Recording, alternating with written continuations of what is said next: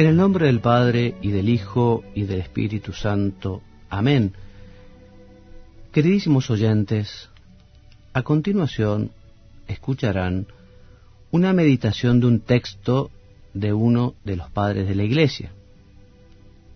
Pero antes de comenzar, quiero recordarles qué es meditar y quiénes fueron los padres de la Iglesia.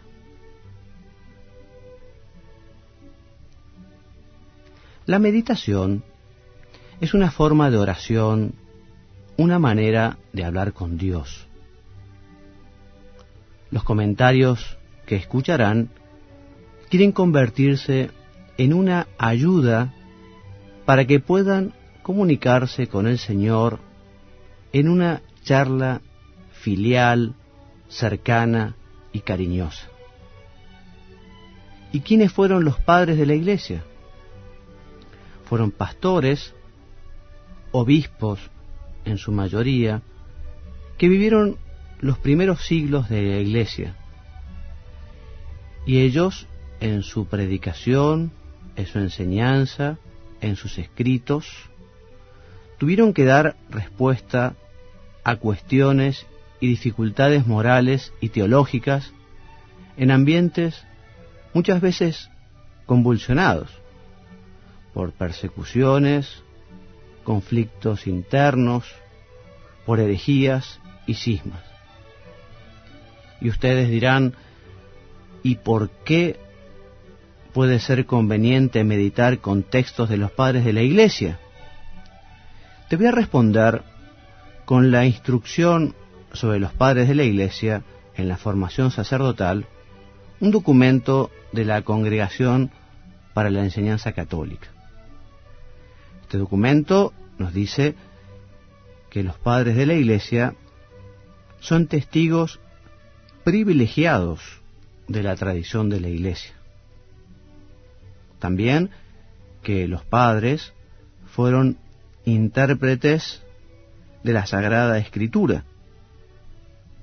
Los padres tuvieron una ciencia teológica extraordinaria, fueron maestros de vida espiritual y apostólica.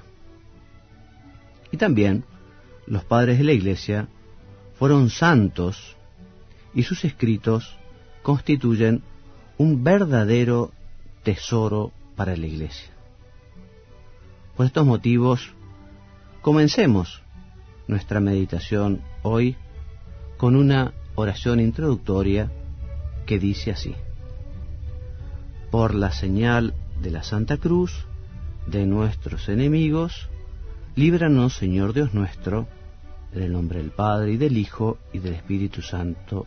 Amén. Señor mío y Dios mío, creo firmemente que estás aquí, que me ves, que me oyes. Te adoro con profunda reverencia. Te pido perdón de mis pecados y gracia para hacer con fruto este rato de oración. Madre mía Inmaculada, San José, mi Padre y Señor, Ángel de mi guarda, interceded por mí.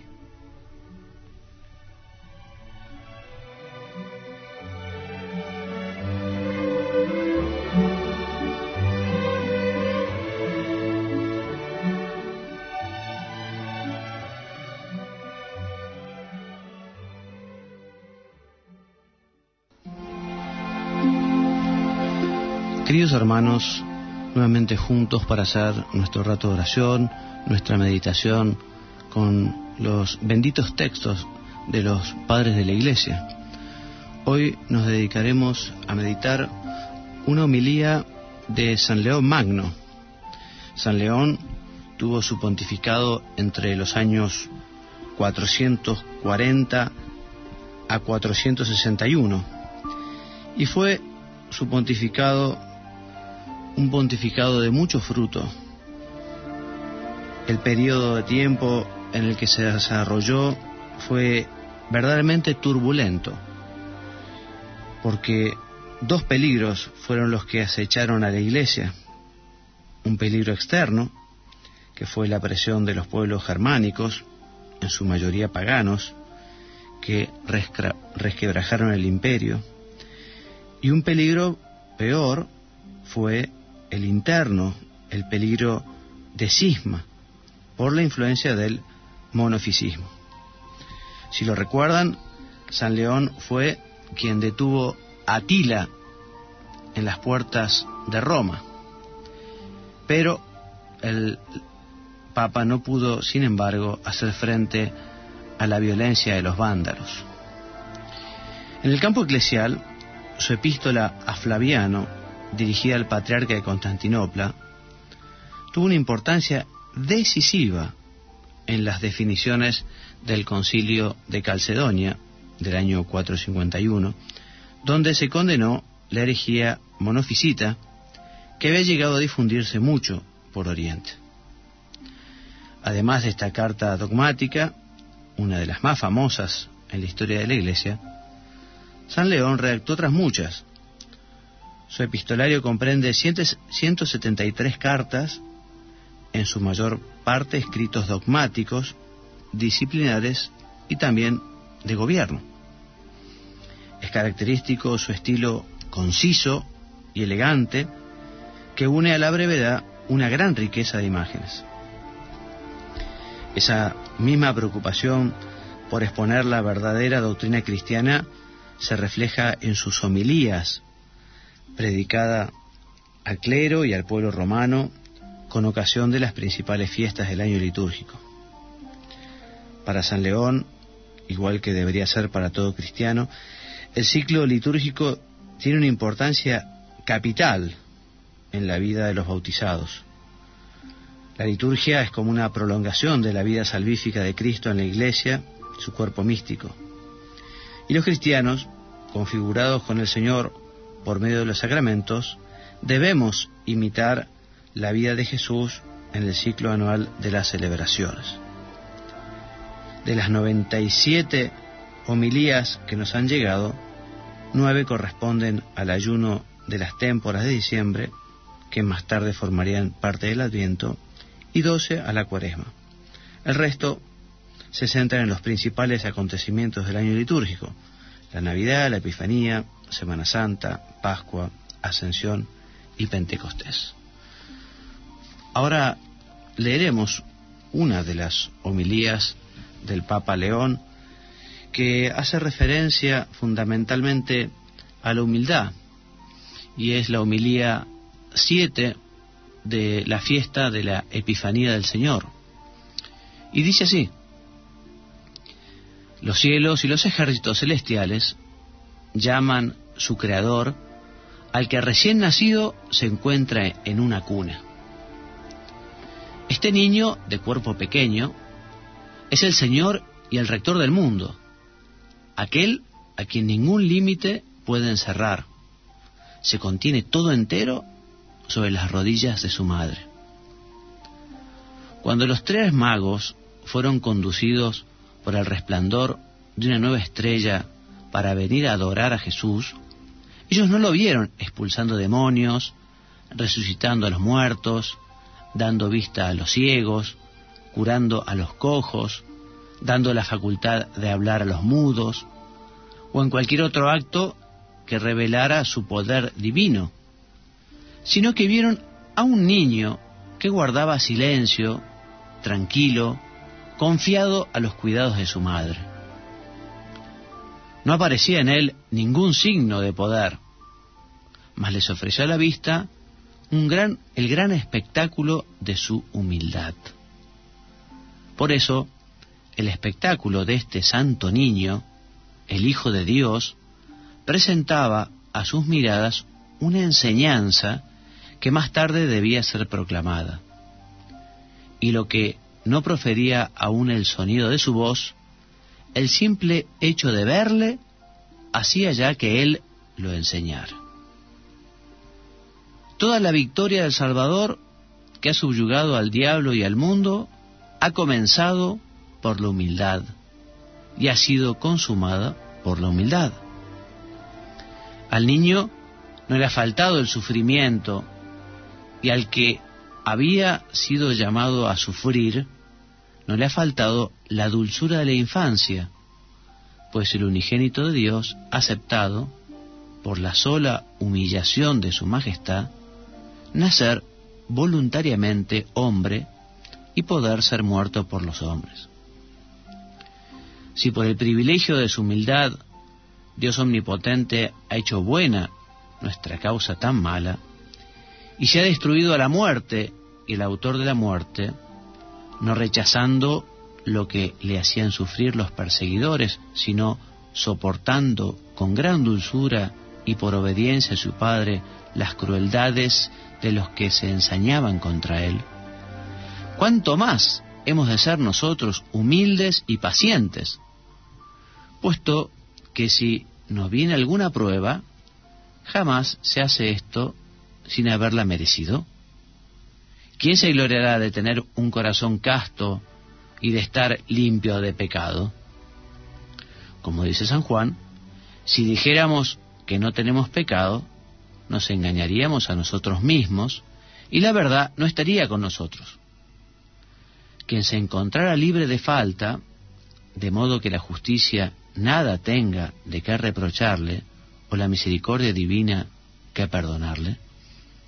Por eso, amadísimos, la práctica de la sabiduría cristiana no consiste ni en la abundancia de palabra, ni en la habilidad para discutir, ni en el apetito de alabanza y de gloria, sino en la sincera y voluntaria humildad que el Señor Jesucristo ha escogido y enseñado como verdadera fuerza desde el seno de su madre hasta el suplicio de la cruz.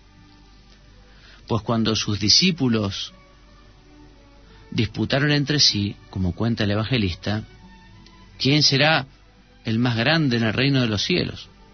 Él, llamándolos y llamando a un niño, lo puso en medio de ellos y les dijo: en verdad os digo, si no os hacéis como niños, no entraréis en el reino de los cielos.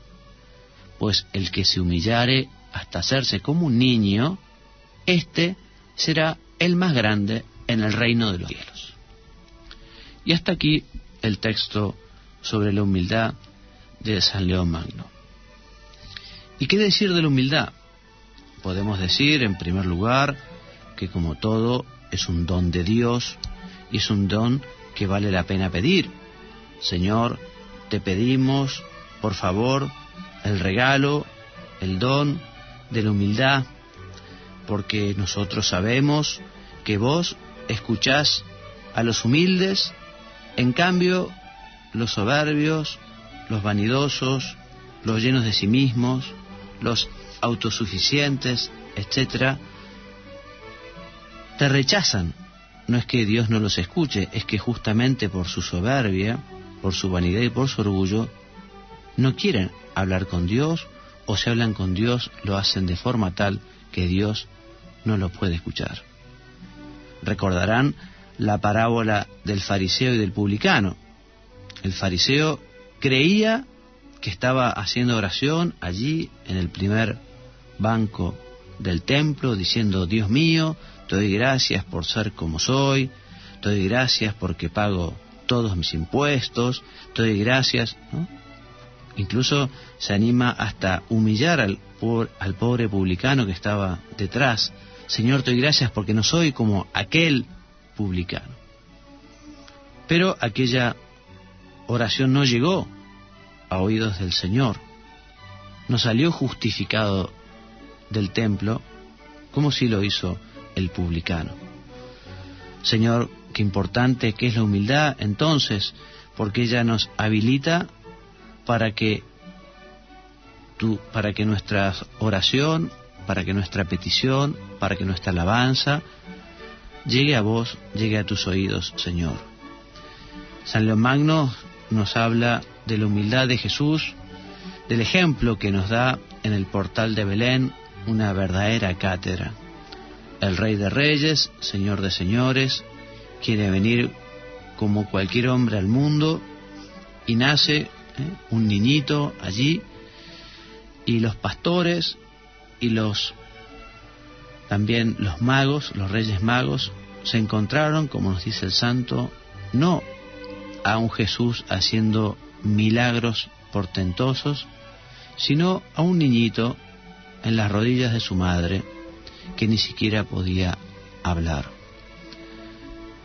Imitemos la humildad de Jesús, nosotros que deberíamos callarnos tantas veces.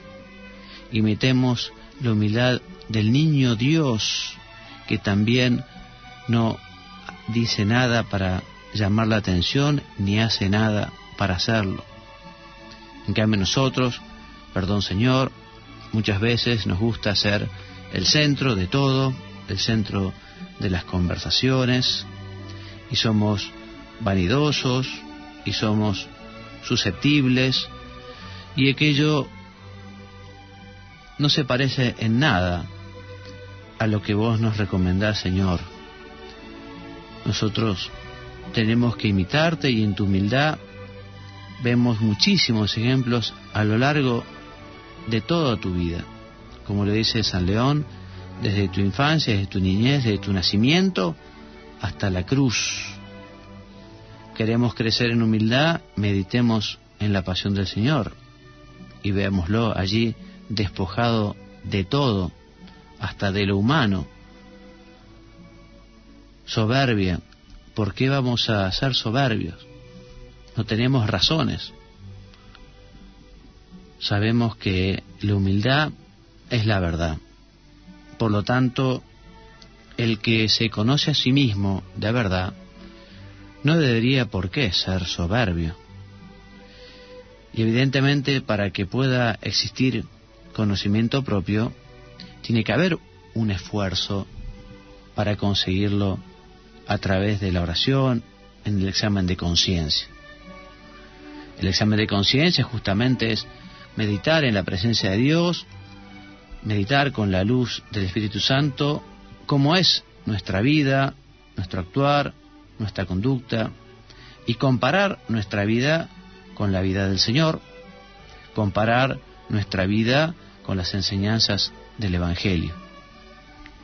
Yo te animo, hermano mío, hermana mía, que no dejes de dedicar todos los días un rato al examen de conciencia para ver cómo estamos llevando la vida que Dios nos regaló, cuánto se va pareciendo a la vida de Jesús y qué cosas son las que nos apartan de Él, nos alejan de Él, qué afectos, qué amores no pueden estar en su corazón. Hace unos meses me regalaron un librito que se llama Relatos de un peregrino ruso, un libro que se sucede hacia el año 1856 y 1861 en Rusia. Un hombre peregrino, un campesino, sin grandes conocimientos teológicos, pero que desea ardientemente aprender la oración del corazón. Y uno de sus relatos es aquel que cuenta el día que conoció a un sacerdote, a un padre, en un lugar llamado Kiatevaya Pustina. Y aquel buen sacerdote, después de que este peregrino hiciera su confesión, para ayudarlo a hacer una confesión más profunda, le dio un examen de conciencia. La verdad que me gustó mucho este examen de conciencia. Habrá que quizá amoldarlo un poquito a la situación contemporánea y evidentemente a cada uno. Pensemos que este libro se ha publicado hace ya más de un siglo, pero es muy piadosa estas recomendaciones que te voy a leer y que nos pueden ayudar justamente al examen de conciencia y así ganar un poquito en humildad. Y así, volviendo la mirada atentamente sobre mí mismo y observando el curso de mi estado interior, he comprobado por experiencia que no amo a Dios, que no amo a mis semejantes, que no tengo fe y que estoy lleno de orgullo y de sensualidad.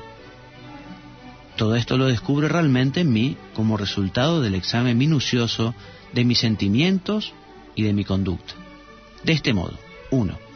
No amo a Dios. puesto que si amase a Dios, estaría continuamente pensando en Él con profundo gozo. Cada pensamiento de Dios me daría alegría y deleite.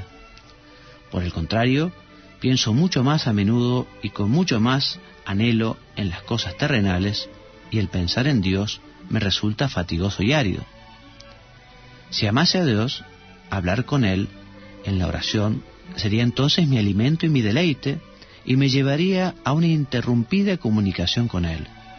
Pero por el contrario, no solo no encuentro deleite en la oración, sino que incluso representa un esfuerzo para mí. Lucho con desgano, me debilita la pereza y estoy siempre dispuesto a ocuparme con afán en cualquier trivialidad, con tal de que se acorte la oración y me aparte de ella. El tiempo se me va sin advertirlo en ocupaciones vanas, pero cuando estoy ocupado con Dios, cuando me pongo en su presencia, cada hora me parece un año. Quien ama a otra persona piensa en ella todo el día sin cesar. Se la representa en la imaginación, se preocupa por ella y en cualquier circunstancia sigue pensando en ella. Pero yo, a lo largo del día, apenas si reservo una hora para sumirme en meditación sobre Dios, para inflamar mi corazón con amor por Él, mientras que entrego con ansia 23 horas con fervorosas ofrendas a los ídolos de mis pasiones. Soy pronto a la charla sobre asuntos frívolos y cosas que desagradan al espíritu. Eso me da placer. Pero cuando se trata de la consideración de Dios, todo es aridez, fastidio e indolencia. Aun cuando sea llevado sin querer por otros hacia una conversación espiritual, rápidamente intento cambiar el tema por otro que dé satisfacción a mis deseos. Tengo una curiosidad incansable por las novelas, sean acontecimientos ciudadanos o asuntos públicos. Busco con ahínco la satisfacción de mi amor por el conocimiento en la ciencia y en el arte, y en la manera de obtener cosas que quiero poseer. Pero el estudio de la ley de Dios, el conocimiento de Dios y la religión no me causan efecto, y no sacian ningún apetito a mi alma. Pero estas cosas no solo como una ocupación no esencial para un cristiano, sino ocasionalmente como una especie de cuestión secundaria en que ocupar quizá el ocio en ratos perdidos. Para resumir, si el amor a Dios se reconoce por la observancia de sus mandamientos, y yo no solo no los guardo, sino que incluso los procuro, concluye verdaderamente que no amo a Dios. Esto es lo que Basilio el Grande dice: la prueba de que un hombre no ama a Dios y a su Cristo está en el hecho de que no guarda sus mandamientos. 2. No amo a mi prójimo, puesto que no solo soy incapaz de decidirme a entregar mi vida por él, conforme a lo que dice el Evangelio, sino que ni siquiera sacrifico mi felicidad, mi bienestar y mi paz por el bien de los semejantes. Si lo amase tanto como a mí mismo, como me manda el Evangelio, sus infortunios me afligirían a mí también, e igualmente me deleitaría con su felicidad.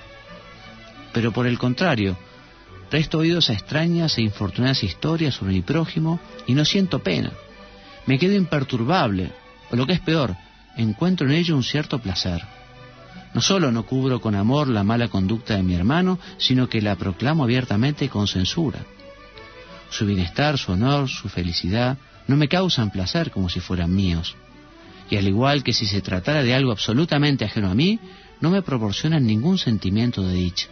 Lo que es más, ellos despiertan en mí, de forma sutil, sentimientos de envidia o de menosprecio. 3. No tengo fe. Y sigue el examen de conciencia que no voy a poder terminar de leer porque ya faltan pocos minutos para terminar el programa, pero sigue explicando entonces en el examen de conciencia la falta de fe que le llevaría a usted más unido a Dios, y por último dice: estoy lleno de orgullo y de sensual amor por mí mismo, y demuestra justamente dónde tiene la cabeza y dónde tiene el corazón. Hermano mío, terminamos, es la hora. Te animo entonces a que cultives la humildad, una virtud tan importante, y que la cultives de modo particular en la oración, si es posible frente al sagrario junto al Señor. El Señor con su mirada te hará ver la verdad de tu alma y así te ayudará a ser feliz, porque el hombre humilde es un hombre feliz. Te doy gracias, Dios mío, por los buenos propósitos, afectos e inspiraciones que me has comunicado en esta meditación. Te pido ayuda para ponerlos por obra. Madre mía Inmaculada, San José, mi Padre y Señor, Ángel de mi guarda, interceded por mí.